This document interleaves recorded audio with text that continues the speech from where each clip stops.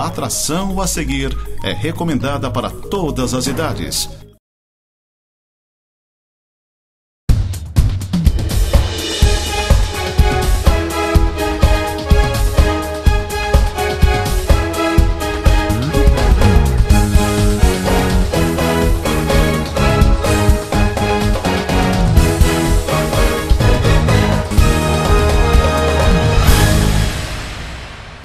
Muito bem, amigos, estamos começando mais um Tema Livre aqui na Nova Era TV. Como sempre, o irmão Alair Cel nos acompanhando aqui nos bastidores.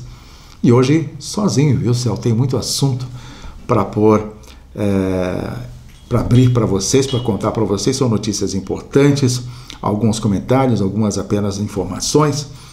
Mas, enfim, a gente aproveita também para poder realmente levar a público todos esses detalhes que a gente gostaria e que quer falar para vocês a partir de agora.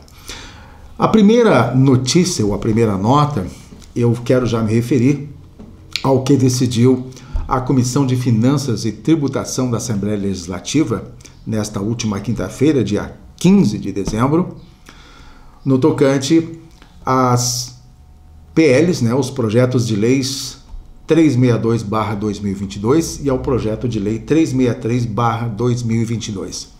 O que são exatamente estes projetos? O 362, ele fixa o subsídio de deputado estadual no âmbito do estado de Santa Catarina no valor de 75% na equiparação com o deputado federal. Aí o salário do deputado federal hoje está em 33,763 mil.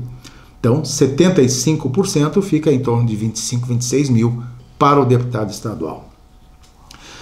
Já o PL 363 de 2022, ele fixa o subsídio do governador do estado, também do vice e também dos secretários de estado. O valor é de R$ 25.322,25. Vale, claro, lembrar que desde 2010 o salário do governador não é majorado. Então hoje nós estamos em 2022, há 12 anos praticamente, o salário do governador não é majorado. Então, nesse ponto a gente até tem um entendimento de que há muito tempo estava congelado. Isso vai dar 68,8% de aumento de equiparação salarial, então, para o governo. Será, então, este o salário de 25 mil e os quebrados, para o novo governador Jorginho Melo. E, logicamente, este aumento também será repassado para os governadores aposentados. Logicamente, é um efeito cascata.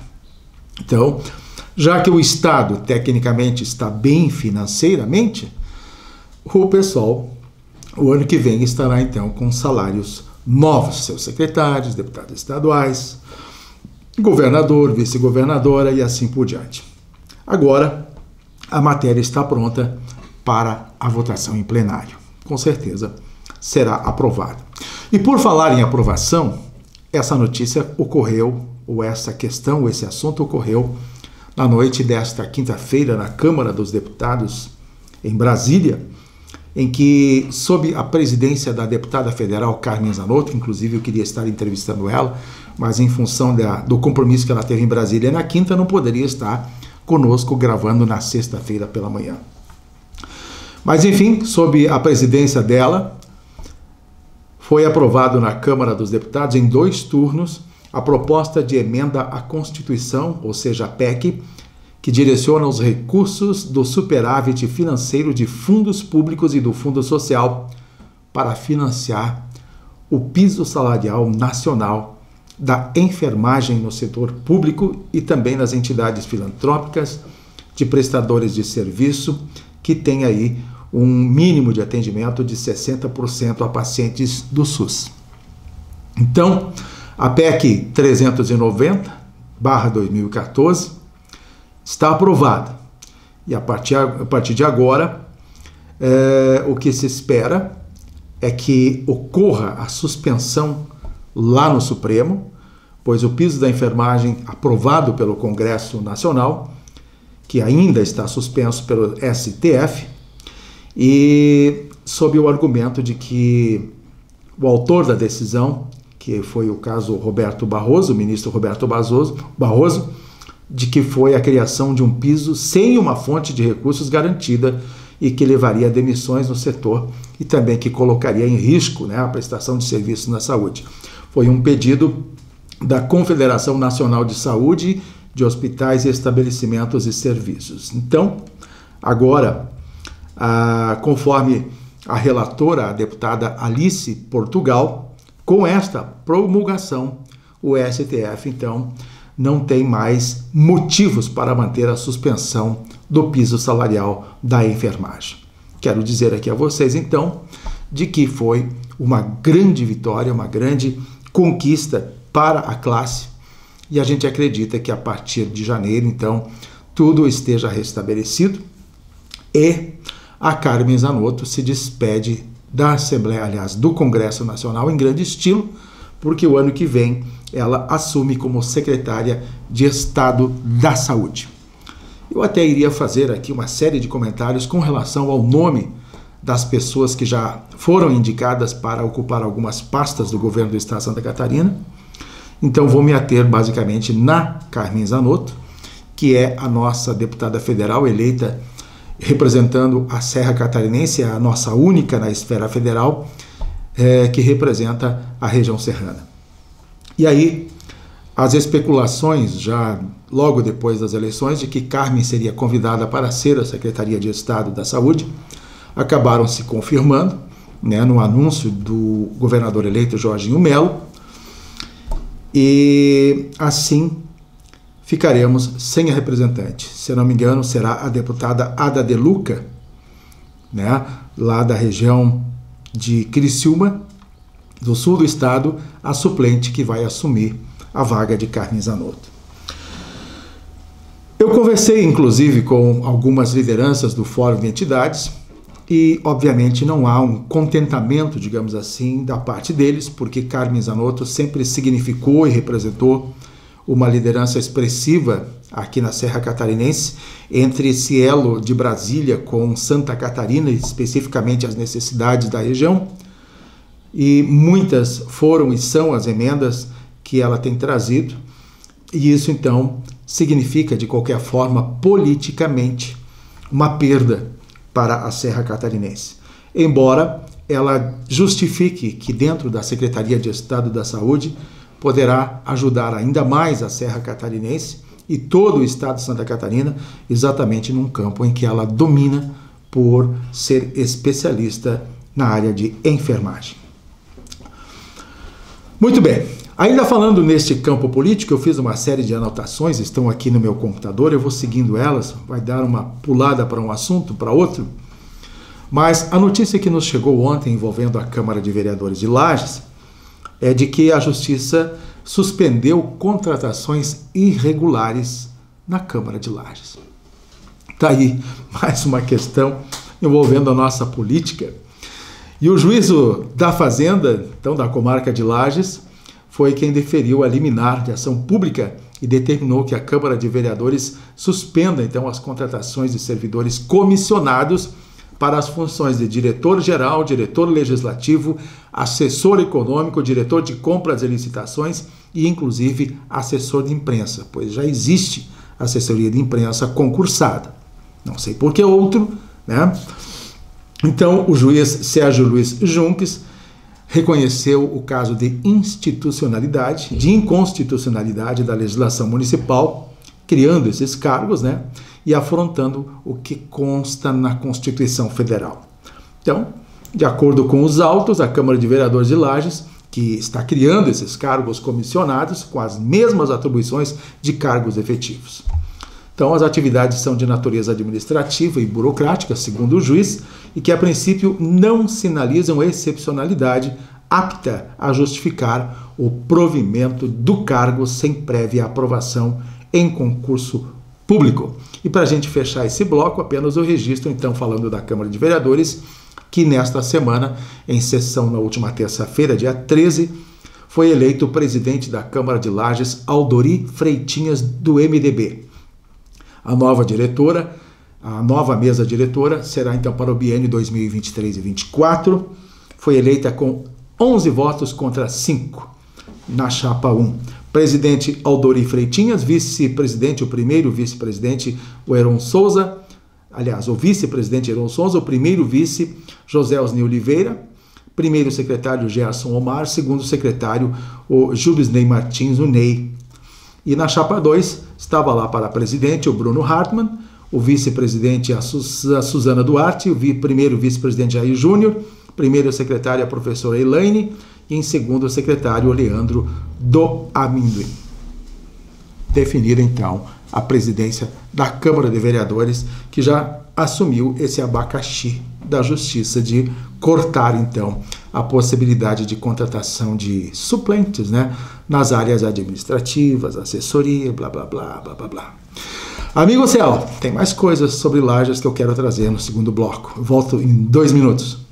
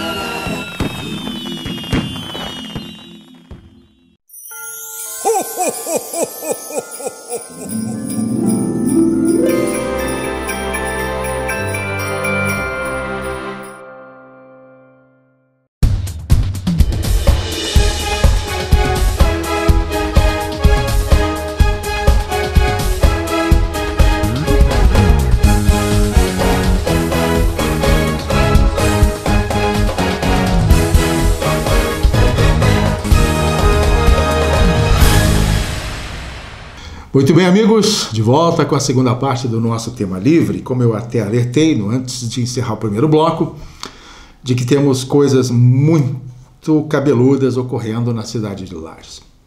Vocês sabem que no dia 12 de dezembro, numa terça-feira, pela manhã, né, e aos poucos essas informações vão se tornando até mais abrangentes, houve em Lages, não apenas em Lages, houve em todo o estado de Santa Catarina, em vários municípios, pelo menos 20 municípios do estado, a deflagração da Operação Mensageiro, deflagrada então pela Subprocuradoria-Geral para Assuntos Jurídicos, por meio do Grupo Especial de Combate às Organizações Criminosas, que vocês conhecem muito bem como GAECO, e também envolvendo aí o Grupo Especial Anticorrupção, o GEAC, do Ministério Público de Santa Catarina. A informação deve estar um pouco desatualizada, mas até então a gente sabe que foram cumpridos 16 mandados de prisão, 109 mandados de busca e apreensão, e foram mais de 1,3 milhão de reais apreendidos em espécie, localizados nas residências e nos locais de trabalho dos alvos investigados. Muito bem.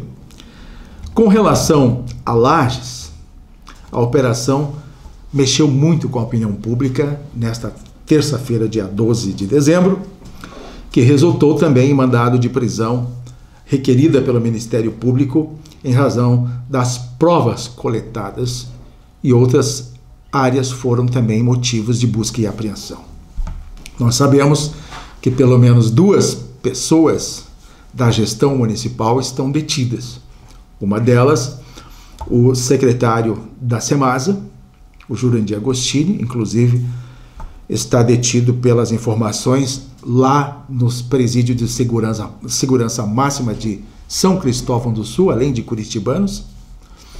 E um outro, que é diretor também da Secretaria de Águas e Saneamento, a Semasa, o Miltinho, detido aqui no presídio do bairro São Cristóvão, em Lages. Eu quero dizer a vocês que esta é uma situação bastante séria e bastante grave. Acredito que vai haver desdobramentos ainda no decorrer desses próximos dias, antes ainda do Natal, e nós teremos surpresas ainda envolvendo todo esse fato. A situação de Lages realmente não é apenas complexa, ela é bastante séria e grave. Então, a gente fica aí aguardando essas informações, porque é sabido, no entanto, de que durante esta semana foram ouvidas várias pessoas, não somente aqueles que foram detidos, mas a gente sabe que outras pessoas dos segmentos internos da Semasa e da Prefeitura foram ouvidos como testemunhas. Então, a expectativa é de que alguma coisa nova deva surgir, não só em relação a Lages, mas também contando o que vem acontecendo em todos os municípios de Santa Catarina em que a operação foi deflagrada. Obviamente, o fato teve uma grande repercussão na cidade, na região, e tem sido aí motivos de muitas conversas, perguntas e até interpretações. O meio político, especialmente o de oposição a esta gestão atual, tem tirado proveito e a gente, nesse caso, não tira a razão. Um detalhe importante, e que inclusive eu coloquei no meu blog, o vídeo, a vereadora Suzana Duarte, do Cidadania, por exemplo, ela postou nas suas redes sociais um vídeo em que ela denota a preocupação com a falta de licitação do serviço de coleta de lixo em Lages. E conforme aponta, há mais de um ano tem cobrado da Prefeitura este edital. E ela cita, inclusive, valores que a Prefeitura tem pagado à empresa coletora de lixo da cidade de Lages, que superam aos 20 milhões de reais. Então, somente diante destes fatos, a gente já compreende que a situação é bastante grave. Então, são coisas assim que a gente acaba tendo uma preocupação e deve acompanhar muito de perto tudo isso que está acontecendo. E, obviamente, a Justiça, através do Ministério Público de Santa Catarina, deverá, então, trazer à tona essas informações, tá bom? Esse é um assunto que a gente vai ainda, claro, trazer repercussões assim que as notícias forem chegando mais tarde. Mas aguarde, com certeza teremos surpresas. No campo político de Santa Catarina, eu quero trazer um assunto bastante curioso com relação ao que se sucede no quesito da escolha do presidente da Assembleia Legislativa.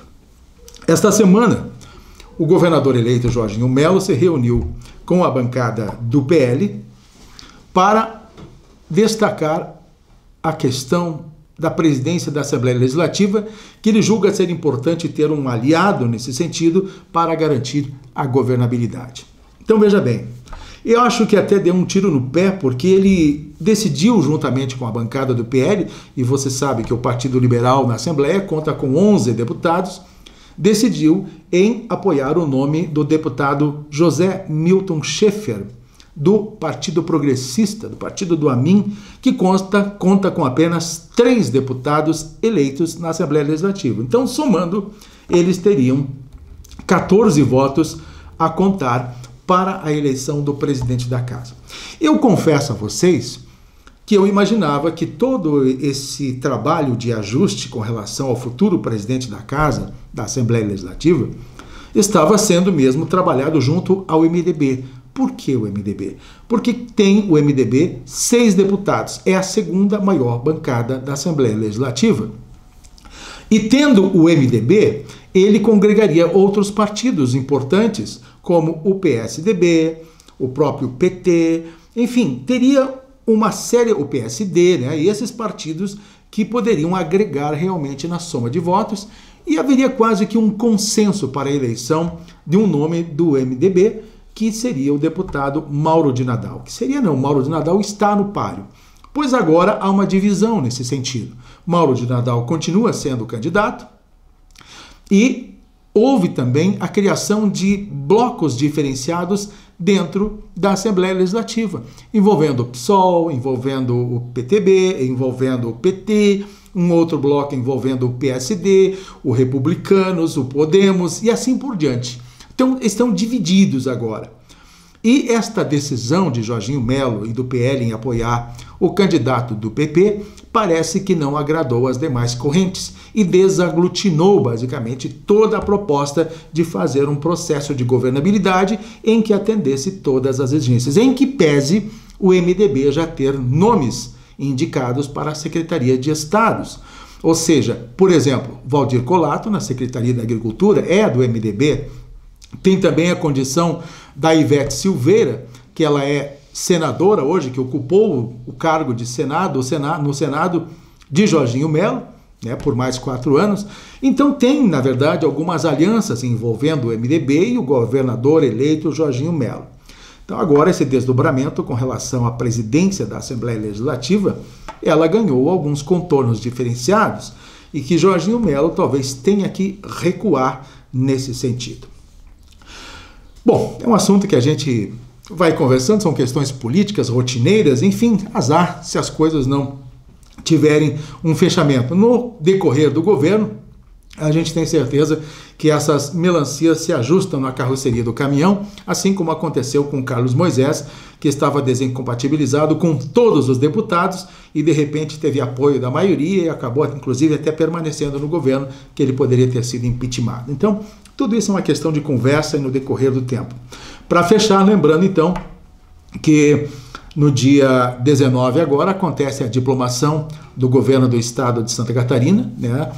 E também do governador, da vice-governadora, do senador eleito, dos deputados estaduais e também dos deputados federais eleitos por Santa Catarina. E depois dessas diplomações, só Deus sabe o que poderá acontecer nesse Brasil antes ainda deste glorioso Natal, né, que a gente está aguardando. Né? São assuntos que nem entrei em questão, os assuntos nacionais, mas que são preocupantes, são. Né? O próprio governo federal, que recém foi eleito, já está, antes mesmo de assumir, criando a maior polêmica e reboliço no Brasil. Imagine depois que assumir. Amigos, a gente volta na próxima semana, se Deus quiser, com mais um Tema Livre. Um abraço, céu, e até lá.